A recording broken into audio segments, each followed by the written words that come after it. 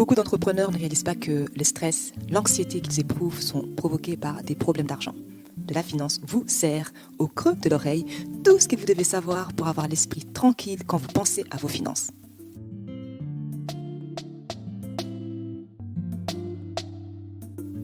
Hello tout le monde, bienvenue sur les podcasts de la finance, mais pas que.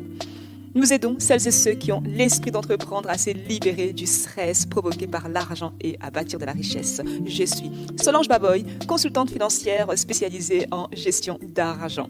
Dans les épisodes qui vont suivre, on va tenter de répondre à la question suivante. Comment développer une activité complémentaire tout en travaillant à temps plein pour un employeur, tout en étant salarié à temps plein?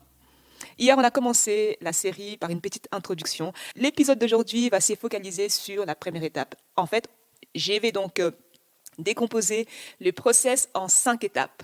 Aujourd'hui, on va voir l'étape 1. Les épisodes suivants, on verra les autres étapes. Donc en fait, en gros, dans chaque épisode, on abordera une étape bien spécifique. Alors, est-ce que tu es prêt? Assois-toi. Voici donc la première étape. Roulez tambour. C'est définir pourquoi tu les fais. Si tu suis de la finance depuis un moment déjà, tu sais que j'ai dit toujours, commence par les pourquoi quand tu te lances en entrepreneuriat. Mais ce dont je parle aujourd'hui est en fait un peu différent.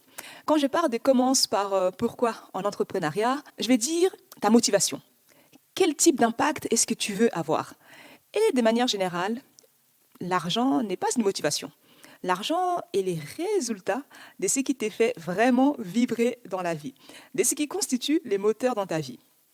Alors, tu dois commencer par le pourquoi quand tu te lances en entrepreneuriat. C'est super important. Dans le cadre de l'activité complémentaire, je veux littéralement savoir pourquoi tu le fais. Est-ce parce que tu as besoin d'une certification en coaching financier, comme c'était le cas pour moi? Ou est-ce parce que tu dois rembourser une dette plus rapidement? Est-ce parce que tu veux juste une porte de sortie créative? Ou tu veux avoir un impact sur un certain groupe de personnes d'une manière ou d'une autre? Peut-être que ton objectif est de remplacer ton revenu à temps plein. Ainsi, tu pourras travailler sur ton entreprise à temps plein et quitter ce travail que tu n'aimes pas.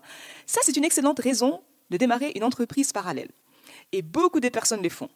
Ça peut être de l'argent ou ça peut être quelque chose d'autre. Cela n'a pas d'importance. Tu dois juste définir pourquoi tu lances cette activité complémentaire. Parce que la vérité est, si tu ne le définis pas à l'avance, pourquoi tu les fais, tu vas travailler vraiment dur sur 2 boulots et te réveiller un beau jour exténué. Et si tu ne sais pas pourquoi tu les fais, si tu n'es même pas sûr pourquoi tu les fais, alors pourquoi est-ce que tu vas continuer à les faire? En fait, quel résultat précis veux-tu avoir en faisant cet effort? Quel est ton objectif pour cette activité parallèle? Je veux que tu commences par définir cela.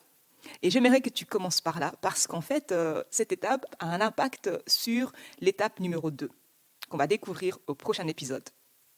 Les devoirs pour aujourd'hui est de définir pourquoi tu as lancé ton activité complémentaire.